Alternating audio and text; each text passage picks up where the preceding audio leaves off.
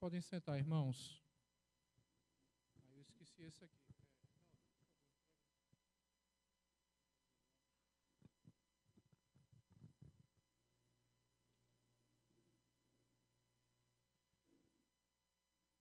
Bom dia, irmãos, graça e paz. Nós, como foi avisado no domingo passado, nós estamos tratando de um assunto extremamente delicado, um assunto polêmico, controverso na igreja. Nós fizemos a introdução desse tema no nosso encontro, na nossa aula passada. Nós estamos tratando sobre dízimos e ofertas. Eu preparei uma apostila, eu confesso aos irmãos, essa apostila foi feita com uma certa pressa para dar tempo. Então eu comecei na quarta, terminei na sexta, e o material ainda não está completo, ainda não está pronto, né? Virá uma apostila depois, um material exegético, né? Eu vou pegar os textos bíblicos, fazer a exegese dos textos com as devidas explicações, as explicações linguísticas, históricas, culturais e a contextualização para os nossos dias. Mas, enfim, tem uma apostila aí disponibilizada para quem desejar. Quem não recebeu esse material, por favor, levanta a mão. Quem não recebeu. Pode, não tem mais. Ainda tinham quase umas 20 aí sobrando. Bom, eu quero pedir um favor a vocês. Quem não recebeu, tem não? Tá. Quem não recebeu e deseja receber, por favor, ao final da nossa aula, procure o diácono Edinaldo ou o diácono Aloísio e dê seu nome para eles, que aí nós vamos preparar mais cópias durante essa semana e podemos lhe entregar no próximo domingo, ok? Tá bem, irmãos? Bom, nós fizemos... Quem trouxe a apostila para a aula hoje? Olha aí, são os alunos aplicados, tá vendo? Bom, nós vamos continuar hoje a partir do terceiro ponto. Nós fizemos a introdução na aula passada, partimos para o segundo ponto, que diz respeito à lei da semeadura, e agora vamos para o terceiro ponto da nossa apostila, que é o Corban nos dias de hoje. Quem já ouviu falar aqui no Corban? Não ouviu? Então abra sua Bíblia no Evangelho de Marcos. Eu peço que você abra porque a versão bíblica que eu utilizei na apostila é diferente da que nós utilizamos. E fiz isso exatamente para você comparar as versões depois. Marcos, capítulo 7, vamos ler do versículo 9 até o 13.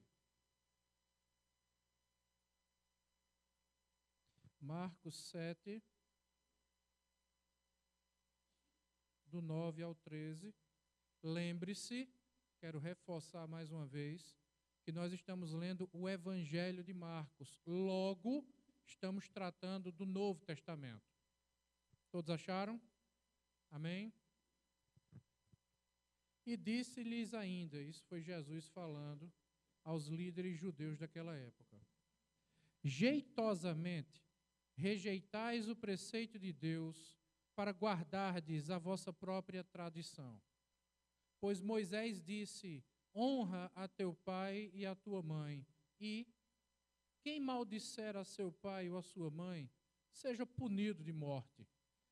Vós, porém, dizeis: se um homem disser a seu pai ou a sua mãe, aquilo que poderias aproveitar de mim é corbã, isto é, oferta para o Senhor, então o dispensais de fazer qualquer coisa em favor de seu pai ou de sua mãe, invalidando a palavra de Deus pela vossa própria tradição, que vós mesmos transmitistes e fazeis muitas outras coisas semelhantes.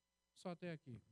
O que é que Cristo está tratando, né, com os líderes judeus? Cristo remete à ideia apresentada no Antigo Testamento, que um dos mandamentos era honrar pai e mãe. É o primeiro mandamento com promessa, né? Você honra pai e mãe e os seus dias sobre a terra seriam multiplicados. A palavra honrar, lá no Antigo Testamento, está no hebraico, ela é traduzida no grego como timê, que é a expressão que aparece aqui. E timê quer dizer honrar, não apenas obedecendo. Não apenas tomando a bênção, benção pai, benção mãe. Não apenas chamando o pai e a mãe de senhor, de senhora. Honrar pai e mãe não diz respeito apenas à boa educação que o filho deve ter com o pai e com a mãe, mas também com o suprimento financeiro que o pai e a mãe precisam, desde que o filho possa. Então a palavra honrar inclui não apenas aquilo que nós falamos, mas aquilo que nós contribuímos, que nós ajudamos financeiramente. Por isso os judeus estavam declarando Corban. Eu vou explicar o que é isso daqui a pouco. É por isso que a Sagrada Escritura diz: honre a Deus com as primícias de toda a tua renda. Porque honrar não é apenas obedecer e dar um bom testemunho. Algumas pessoas pensam que o filho honra o pai apenas quando dá um bom exemplo lá fora. Algumas pessoas pensam que honrar é apenas isso. Honrar é mais do que isso. Honrar é quando seu pai e sua mãe estão passando uma dificuldade financeira e você pode ajudar e você vai e ajuda financeiramente. Isso é honrar. Aqui a expressão honrar é diferente da expressão glória. Glorificar é falar bem. Então existe uma diferença entre honrar e glorificar. Nós glorificamos a Deus quando nós falamos bem das coisas de Deus. Por isso que as músicas que nós cantamos na igreja, por exemplo, elas glorificam a Deus porque a letra é bíblica. Porque as letras falam sobre quem Deus é, as letras falam aquilo que Deus realiza, os propósitos, os planos de Deus. Então isso é glorificar, o que é diferente de honrar. O que também é diferente de testemunhar. Testemunhar é dar um bom exemplo por uma convicção que você tem. A palavra testemunha vem do termo grego mártir, que significa estar disposto a morrer por uma verdade. Então é o martírio.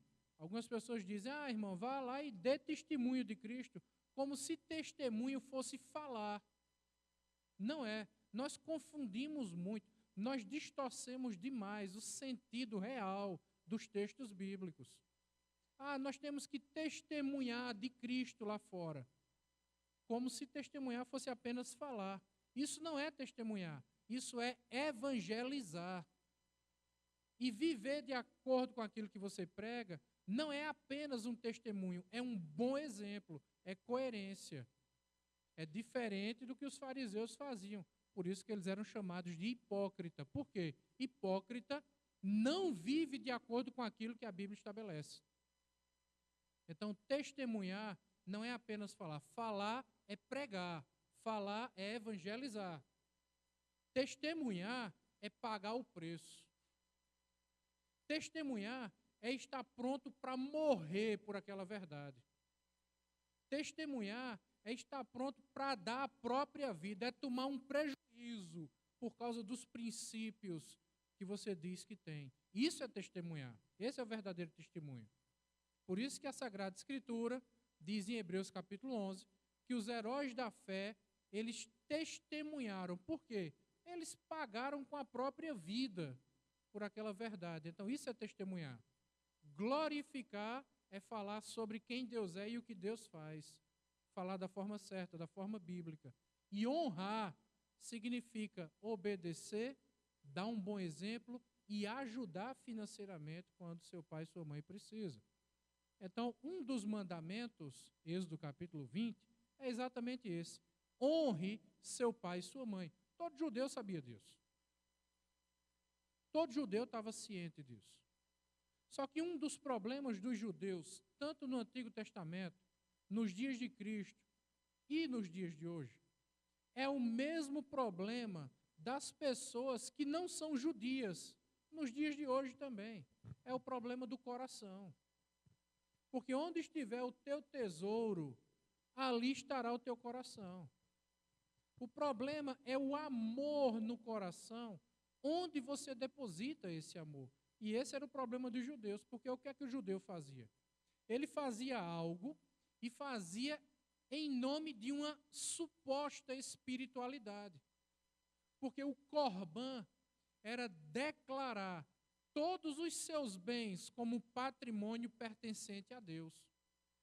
Sabe aqueles adesivos que alguns crentes colocam no carro? Propriedade exclusiva de Jesus? Sabe? Isso é Corbã. Corbã é quando eu ia até o templo no Antigo Testamento ou no Novo Testamento, nos dias de Cristo, e dizia assim: olha, eu tenho a minha casa é própria, mas eu estou agora dando a minha casa para o templo. Essa casa agora é para a obra de Deus. Porém, eu administro essa casa enquanto estiver vivo. Então, enquanto eu estiver vivo, eu sou um administrador, mas eu não sou o proprietário. Quando eu morrer, passa a pertencer ao templo. Isso era o Corbã. A palavra Corbã significa transportar do físico para o espiritual. Corbã é espiritualizar a coisa. Por exemplo, essa bateria é da igreja. E foi declarada essa bateria como Corbã. Ela é de propriedade exclusiva de Jesus para uso exclusivo da obra de Deus.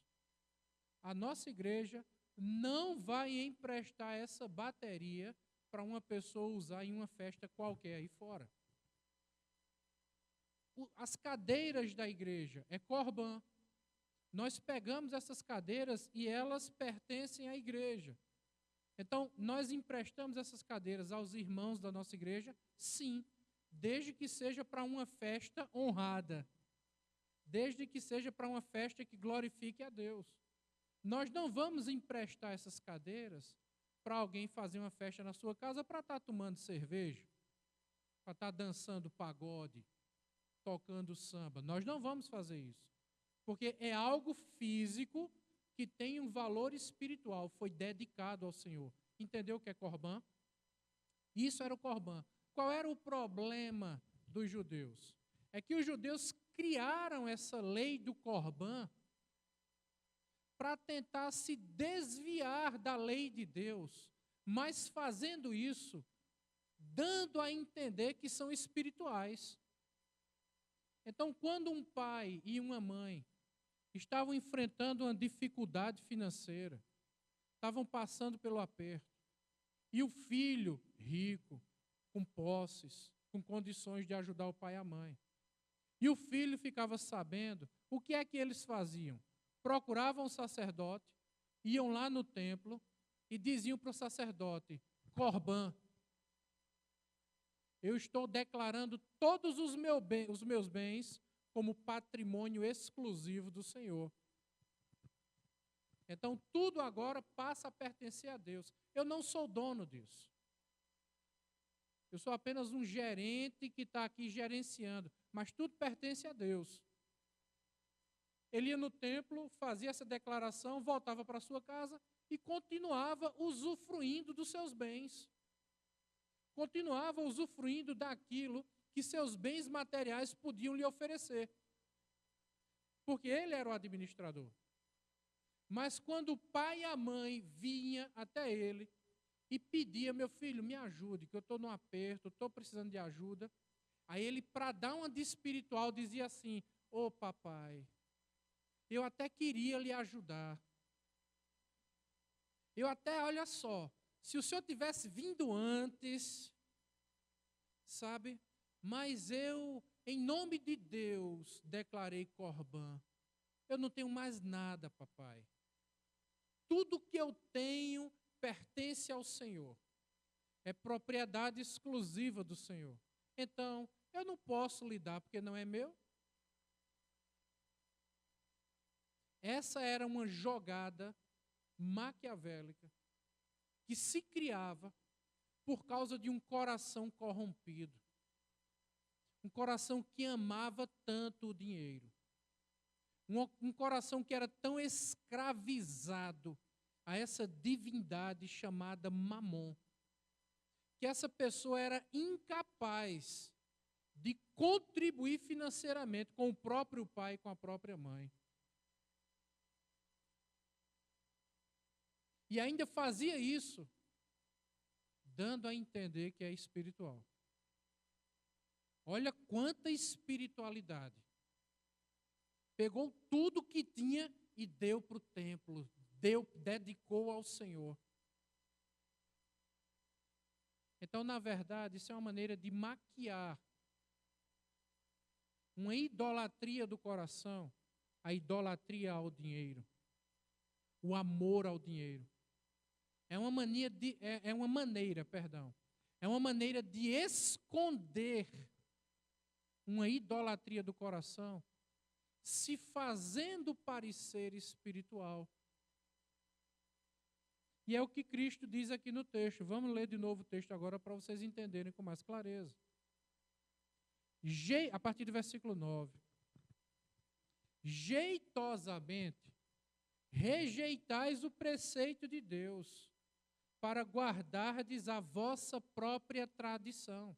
Quer dizer, alguém cria uma tradição, alguém inventa uma coisa, ele elabora algo para dar a entender que é espiritual, para dar a entender que, olha só como ele é desapegado dos bens materiais, quando na verdade é exatamente o contrário. Ele faz os outros pensarem que ele é desapegado, quando na verdade ele é escravo do dinheiro. Veja que jeito bem elaborado de se vender uma imagem daquilo que não é. Para guardardes a vossa própria tradição. Pois Moisés disse: honra a teu pai e a tua mãe, e quem maldisser a seu pai ou a sua mãe, seja punido de morte. Vós, porém, dizeis: se um homem disser a seu pai ou a sua mãe, aquilo que poderias aproveitar de mim é corbã, isto é, oferta para o Senhor, então o dispensais de fazer qualquer coisa em favor de seu pai ou de sua mãe, invalidando a palavra de Deus pela vossa própria tradição, que vós mesmos transmitistes, e fazeis muitas outras coisas semelhantes. Veja como o coração humano é. A ponto de criar pretextos e leis e tradições e desculpas muito bem elaboradas, simplesmente para não fazer aquilo que a palavra de Deus diz.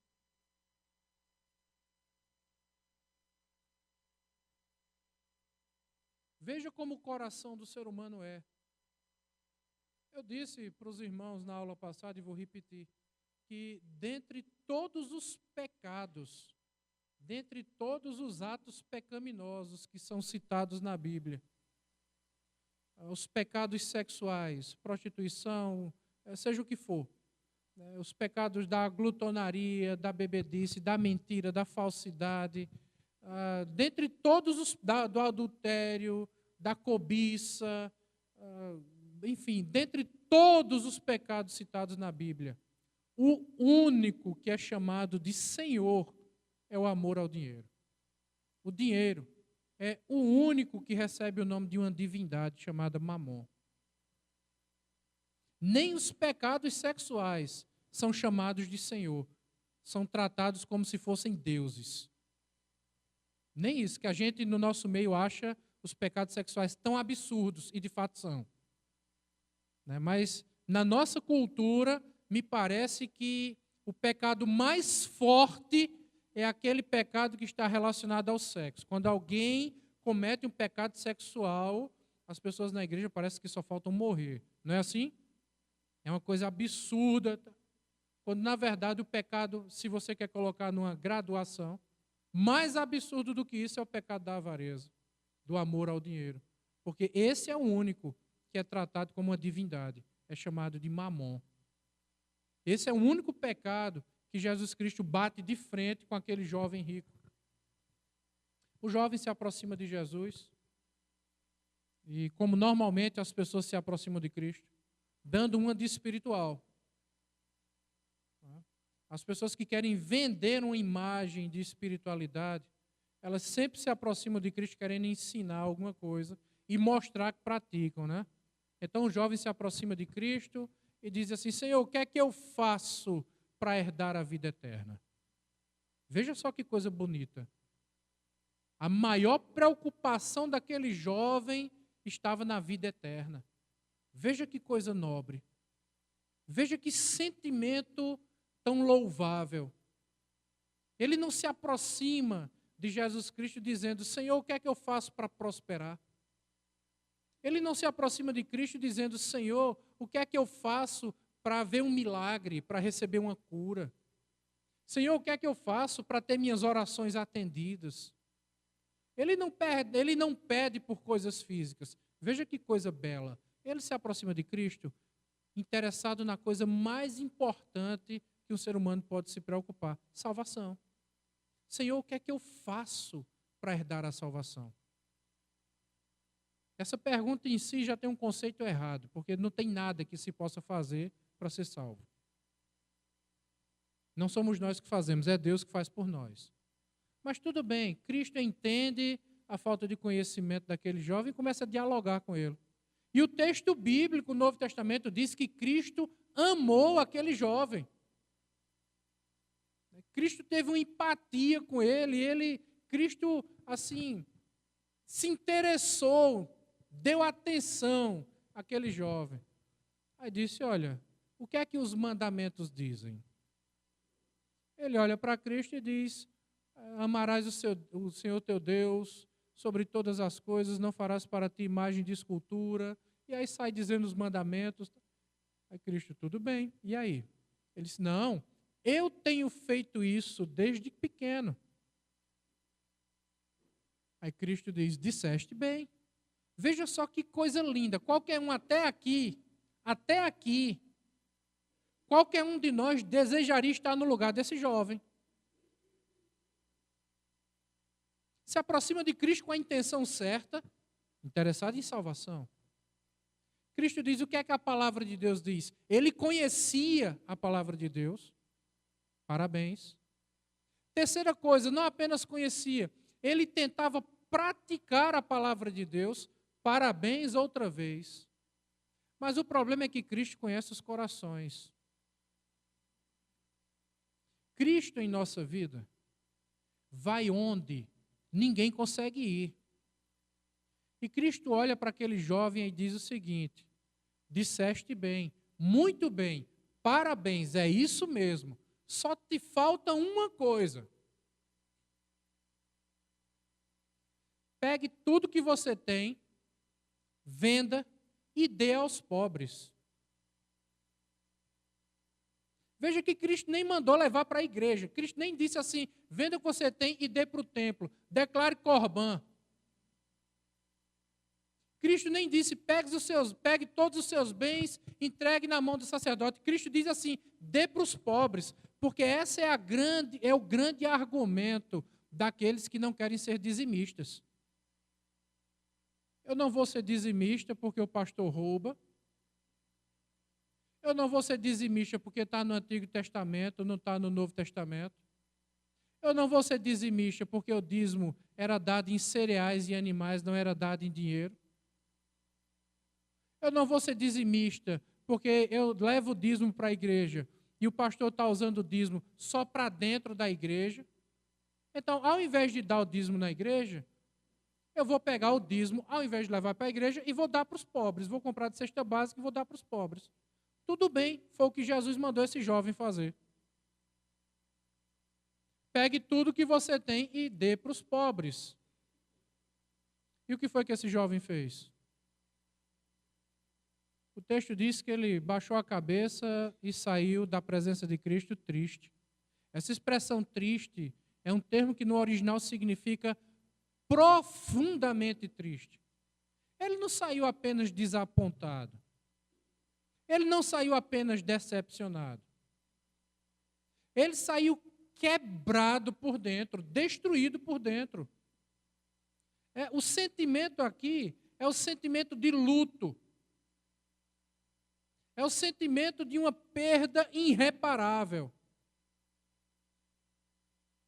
É o sentimento de você perder um ente querido, morreu, e aquilo ali nunca mais vai, aquela pessoa nunca mais vai voltar para você, você nunca mais a verá. É esse sentimento. O jovem saiu triste. E Cristo olha para aquele jovem quando ele vai saindo, e Cristo também fica triste. E chama os discípulos e diz, tá vendo? Como é difícil um rico entrar no reino de Deus, no reino dos céus. Vamos analisar um pouquinho o texto aqui. Será que Jesus está ensinando que a salvação é pelas obras? Será que se eu pegar todos os meus bens e vender e der para os pobres, eu serei salvo por isso? Eu penso que não. Porque Efésios capítulo 2, versículos 8 e 9, nos ensina que a salvação não é pelas obras. É pela graça de Deus.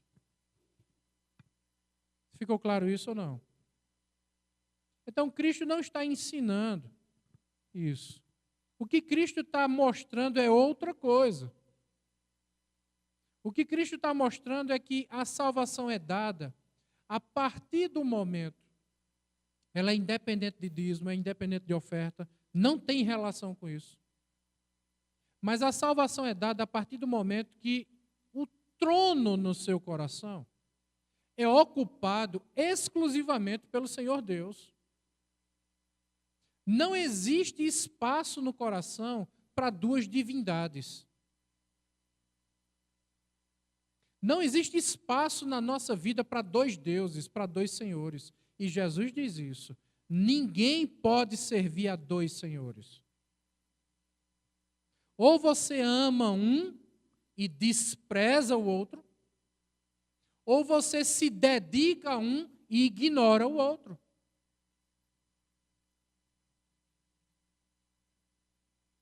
Então Cristo olha para aquele jovem que sai da presença dele muito triste e chama os discípulos para ensinar algo muito importante. Onde estiver o teu tesouro, ali está teu coração. O problema daquele jovem é que ele amava o dinheiro mais do que ele deveria amar a Deus. O problema daquele jovem é que quem sentava no coração dele era uma divindade chamada Mamon, Deus do dinheiro. Esse era o problema daquele jovem. E é por isso que ele sai triste, porque ele não quer trocar de Deus. Ele quer continuar vivendo a sua religião do seu próprio jeito, a sua religião criada segundo os seus preceitos, os seus princípios. Ele quer continuar dizendo que ama a Deus acima de todas as coisas. Essa foi a primeira resposta que ele deu. E no final, Cristo mostra que ele não ama a Deus acima de todas as coisas. Ele ama ao dinheiro. Porque, veja, Cristo vai direto no ponto. Esse argumento que se utiliza hoje de que eu não sou dizimista porque o dízimo vai ser desviado lá no templo, você acha que os judeus naquela época já não usavam esse argumento, não? Esse é um argumento muito antigo, está lá desde o Antigo Testamento. E é exatamente por isso que Cristo não diz para o jovem, venda tudo que tem e leve para o templo. Ele diz, venda tudo e dê para os pobres. O templo não precisa do seu dinheiro, não. Quem sustenta a igreja é Deus. Se você não quiser contribuir financeiramente com a igreja, se Deus tem um plano na igreja, Ele levanta outra pessoa para suprir a necessidade. Entenda isso. Entenda isso. Né? Eu vou falar agora publicamente uma coisa que nenhum de vocês sabe, nem minha esposa. Né? Nós tivemos um problema para pagar o aluguel da nossa igreja, porque não entraram os dízimos e ofertas suficientes para isso. E na semana de pagar o aluguel da nossa igreja, que é R$ 7.500 do aluguel, mais R$ 500 do estacionamento, R$ 8.000. E na semana de pagar o aluguel, nós não tínhamos o dinheiro no caixa da igreja, porque não entrou dízimo e oferta suficiente. E Deus levantou uma pessoa, de uma forma milagrosa, que não sabia de nada, porque eu não comuniquei isso a ninguém, eu apenas orei. E Deus levantou uma pessoa que nem da nossa igreja não é. E essa pessoa deu uma oferta, um cheque de R$ 7.000. E o aluguel foi pago.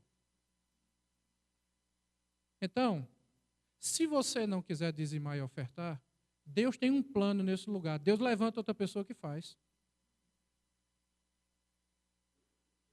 Então Cristo olha para o jovem e diz assim: venda tudo que você tem e dê para os pobres.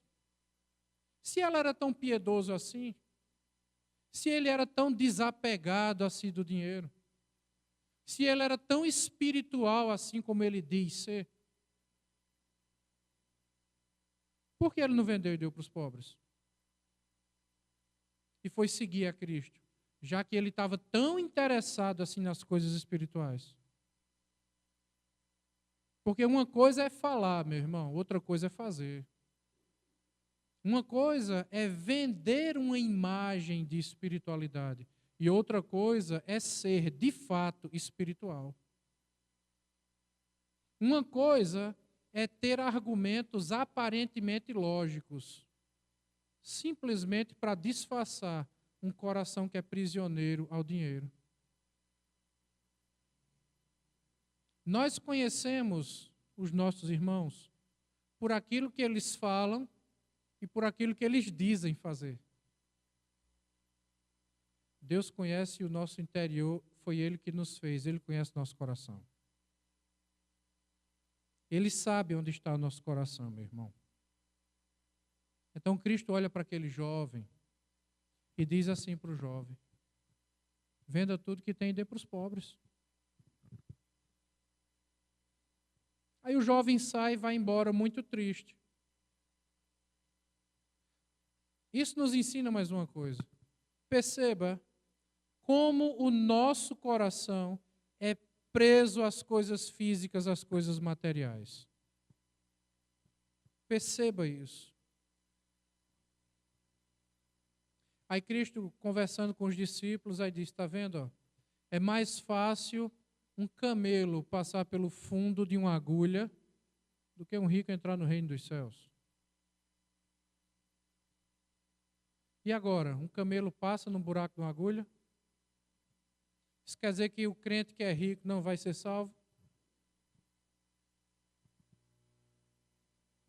E agora, como é que a gente resolve essa questão? Alguém tem alguma sugestão?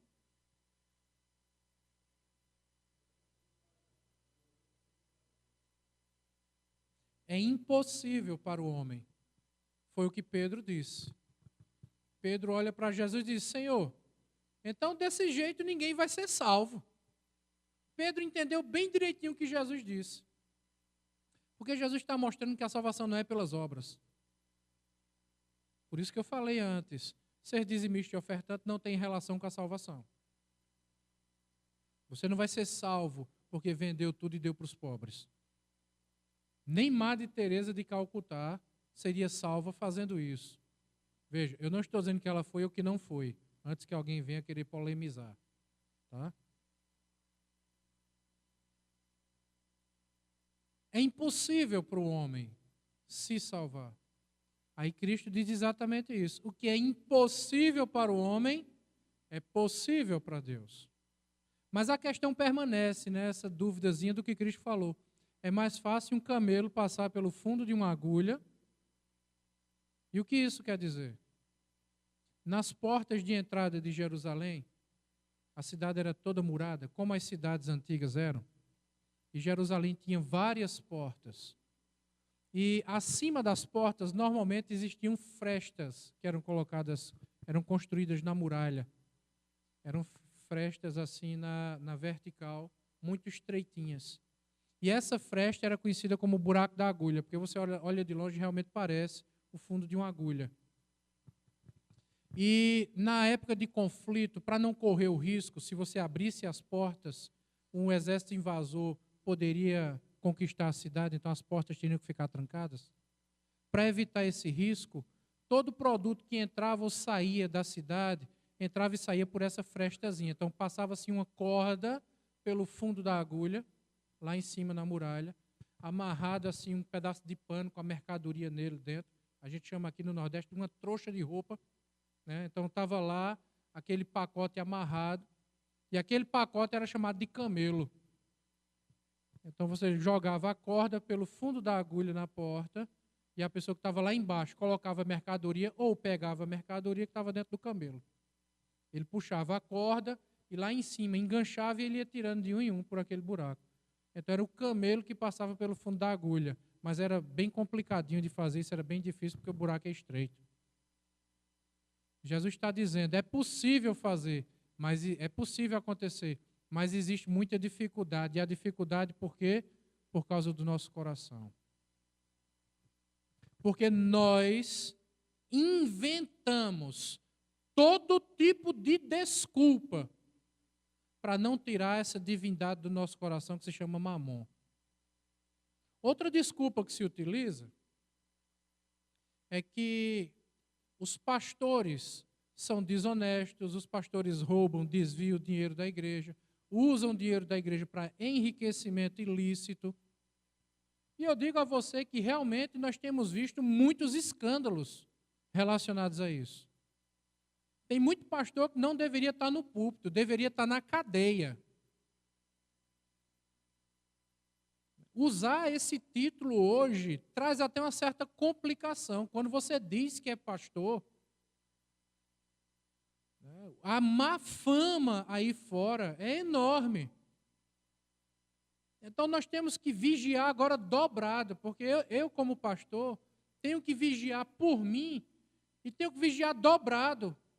Porque eu tenho que fazer não apenas o que é certo, eu tenho que mostrar também, dar satisfação que estou fazendo o que é certo. Não é apenas fazer, é também mostrar que está sendo feito. Para que, de alguma forma, as pessoas percebam que nem todo pastor é igual.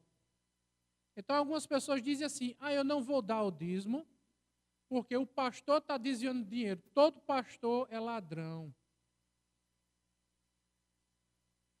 Então, coloca-se totalmente na conta do pastor algo que nem sempre é responsabilidade unicamente do pastor. Porque você está usando o erro de uma pessoa para justificar o seu erro.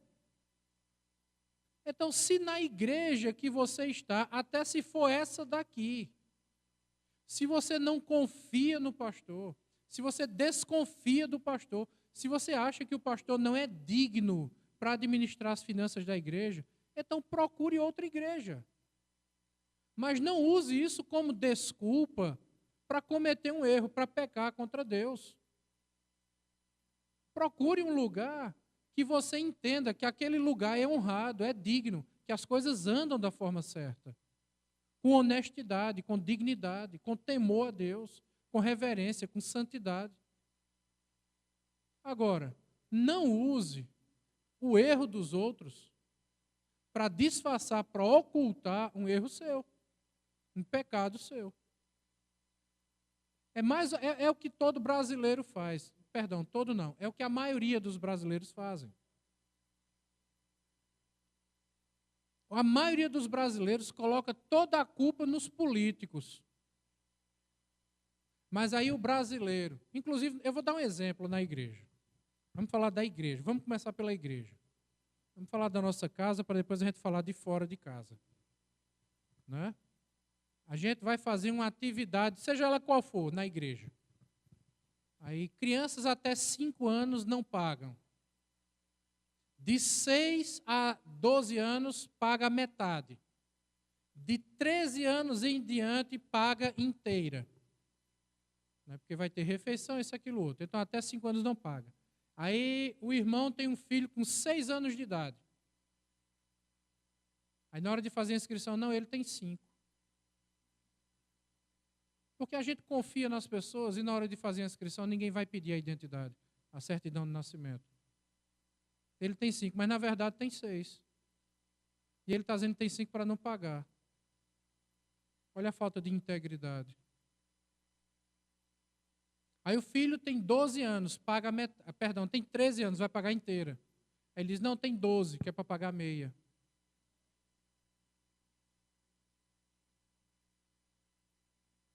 Quando o pastor Josinaldo veio para aqui, nós fomos no shopping, os pastores estavam reunidos lá, e eu e o pastor Josinaldo, a gente estava no mesmo carro, no meu carro. E nós tivemos muita dificuldade de encontrar uma vaga de estacionamento no shopping. Nós passamos ali quase 1 hora dentro do estacionamento do shopping procurando uma vaga, e só tinha vaga para idoso e deficiente. E eu parei meu carro ali de frente a uma vaga de deficiente. Eu olhei para Josnaldo e disse, rapaz, é uma tentação um negócio desse, né? Faz 1 hora que a gente está rodando aqui, tem uma vaga na frente e uma vaga para deficiente. Não é uma tentação? A gente não tem culpa de ser tentado. Nós temos culpa de ceder à tentação. Aí é que está o problema. Até Jesus foi tentado, lembre disso. Mas ele não cedeu à tentação. A vaga na nossa frente. E eu passei ali, eu estou sendo, assim, bem modesto, 20 minutos, no mínimo, parado com o carro ali e a vaga, assim, na frente da gente. Eu disse, eu não vou botar. O sangue dá na canela e eu não boto. A vaga não é minha. Eu espero alguém sair para botar o carro lá. Chegou um rapaz, num belo de um carro importado. Parou o carro lá na maior, estacionou, desceu com a moça, andando normalmente, um cara jovem, não tinha deficiência, não tinha adesivo de deficiente no carro, e desce do carro, ainda para, fica olhando para o carro assim. Parecia que estava com o feixe de mola quebrado, se balançando, né? Aí parou, ficou olhando assim, aí alarmou o carro e foi-se embora. Eu fiquei olhando assim, só pode ser um mensageiro do diabo para me afrontar.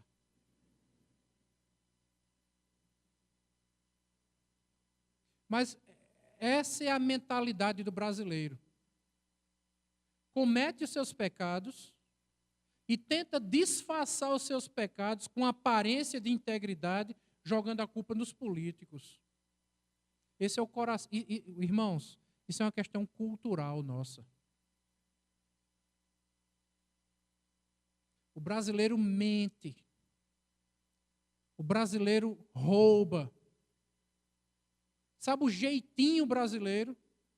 É o jeitinho que se cria para disfarçar pecados. Ah, todo mundo faz, então eu vou fazer também. É assim que o brasileiro funciona. E nós terminamos trazendo essa herança cultural para dentro da igreja. E agora muitas pessoas praticam isso com relação a Deus.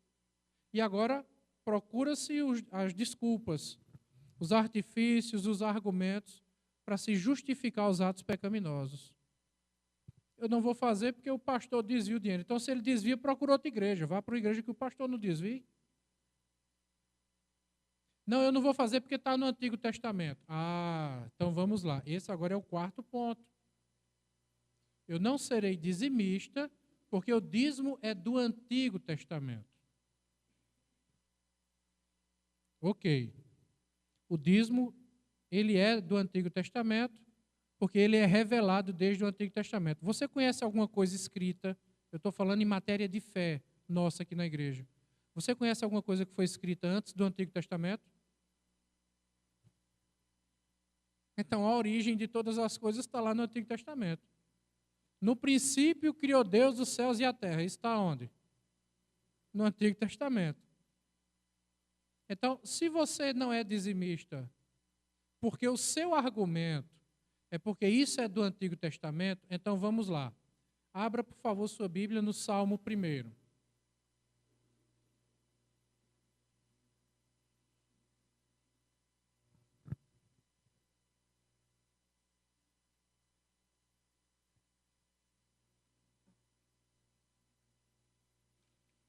Salmo 1. Você achou?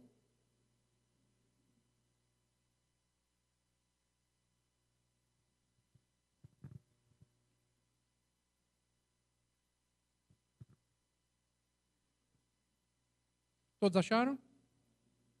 Bem-aventurado o homem que não anda no conselho dos ímpios, não se detém no caminho dos pecadores, nem se assenta na roda dos escarnecedores. Antes o seu prazer está na lei do Senhor, e na sua lei medita de dia e de noite. Ele é como árvore plantada junto à corrente de águas, que no devido tempo dá o seu fruto e cuja folhagem não murcha. Tudo quanto ele faz será bem-sucedido. Os ímpios não são assim. São, porém, como a palha que o vento dispersa. Por isso os perversos não prevalecerão no juízo, nem os pecadores na congregação dos justos. Pois o Senhor conhece o caminho dos justos, mas o caminho dos ímpios perecerá. Quantos creem nesse texto? Mas ele está no Antigo Testamento.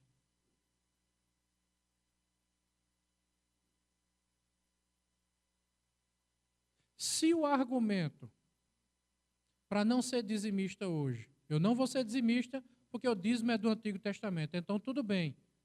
Esse texto aqui também não é para você. Cairão 1000 ao teu lado e 10.000 à tua direita, à tua esquerda, e tu não serás. Esse texto também não é para você. O Senhor é o meu pastor e nada me faltará.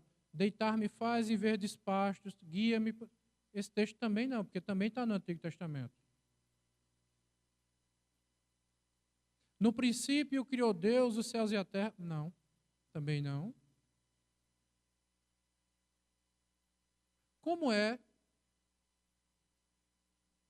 que algumas pessoas afirmam que eu não serei dizimista porque o dízimo é do Antigo Testamento, mas ao mesmo tempo elas creem no criacionismo, porque o criacionismo também é do Antigo Testamento. Quantas promessas nós temos? Quem está com sua apostila?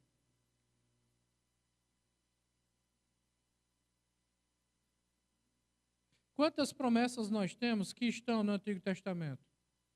Não matarás, não cobiçarás, não adulterarás, não farás para ti imagem de escultura, honrarás a teu pai e a tua mãe, amarás o Senhor teu Deus acima de todas as coisas, o primeiro mandamento.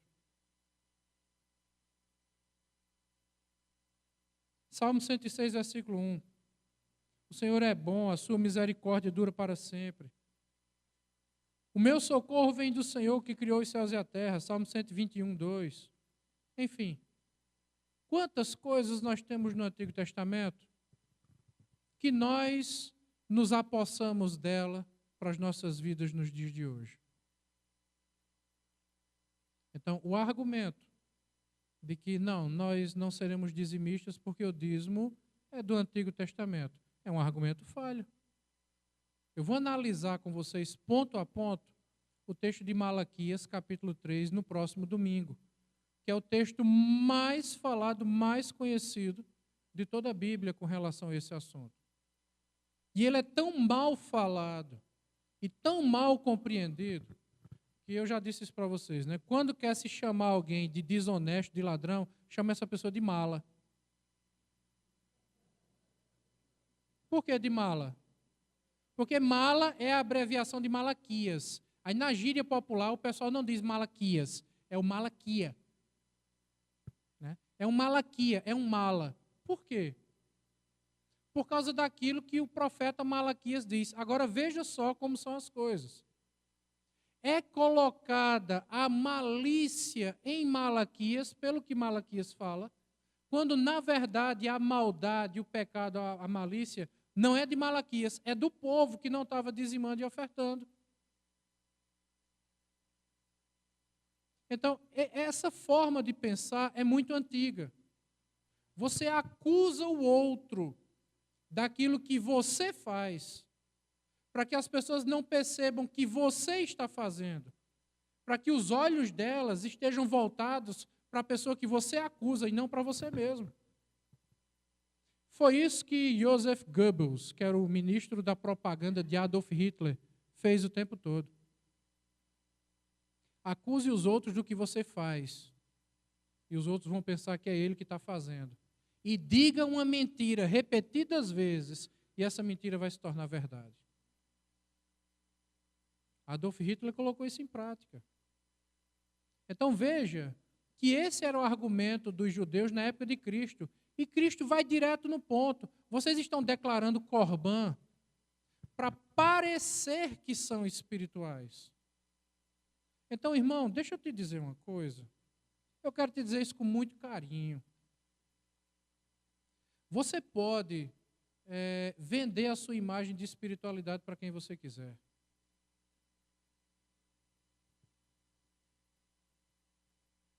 Mas, de todo jeito, Jesus continua conhecendo o nosso coração.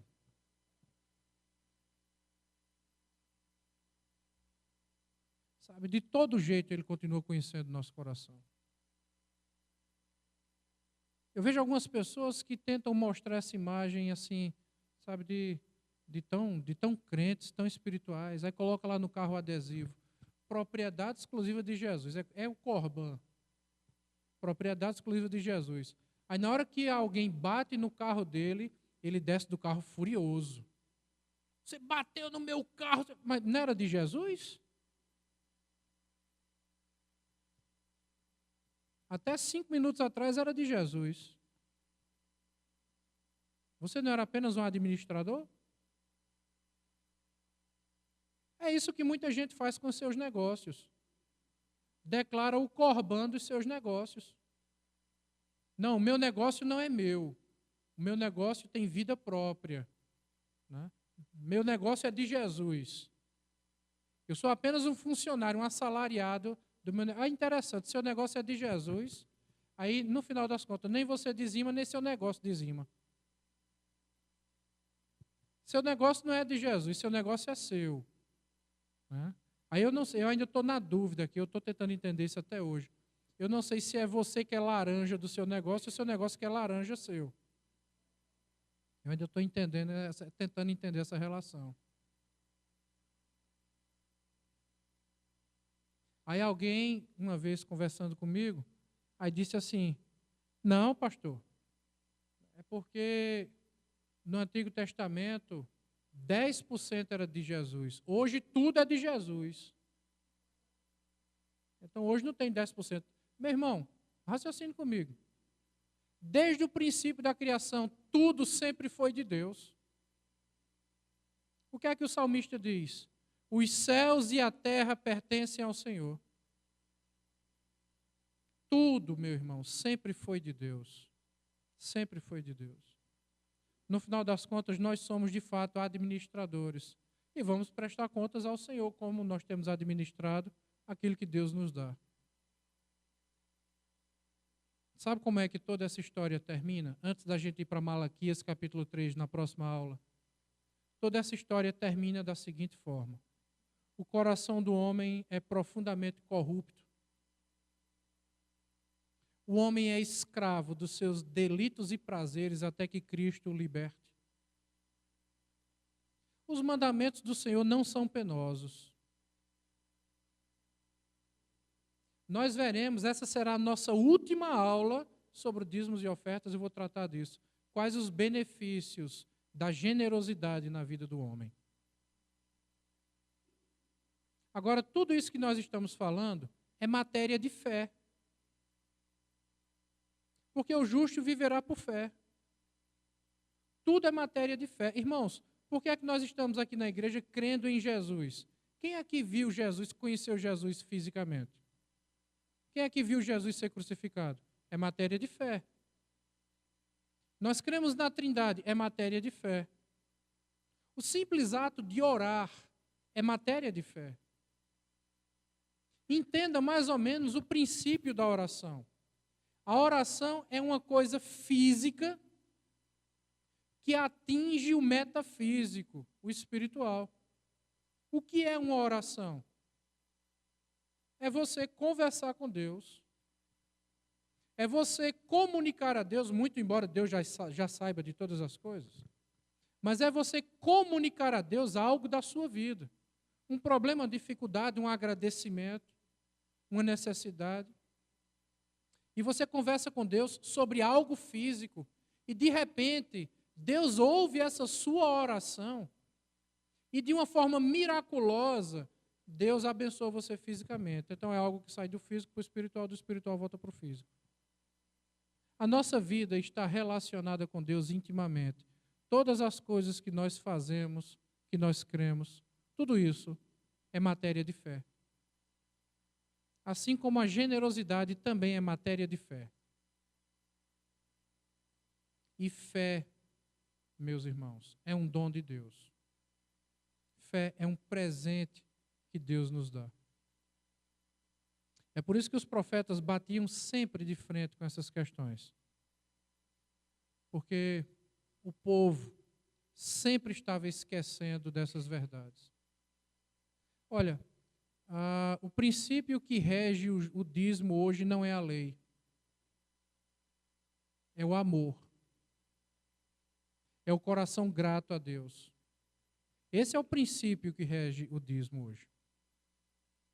Então, o amor, se você ler 1 Coríntios capítulo 13, nós, na nossa cultura, na nossa sociedade, transformamos o amor em um sentimento. Quando, na verdade, amor não é sentimento, amor é atitude. O sentimento é apenas um reflexo do amor. É mais ou menos como uma febre. A febre não é a doença. A febre é um sintoma de uma doença. Você dá remédio para a febre, aí ela baixa, dá um pedaço da febre e volta de novo. Por quê? Porque você está atacando a febre, você não está atacando a infecção, a inflamação, o que quer que seja. Então as pessoas transformaram o amor em um sentimento. Mas eu não estou sentindo isso. Eu não sinto que devo dar. Faça o seguinte, você vai lá no banco e faz o empréstimo. Você compra a sua casa financiada. Está feito o financiamento. Todo mês você tem que pagar o financiamento, não tem? Você compra um carro financiado, todo mês você tem que pagar o financiamento, não tem? Faça o seguinte, vá lá no gerente do banco e diga assim, olha, eu não estou sentindo esse mês, sabe?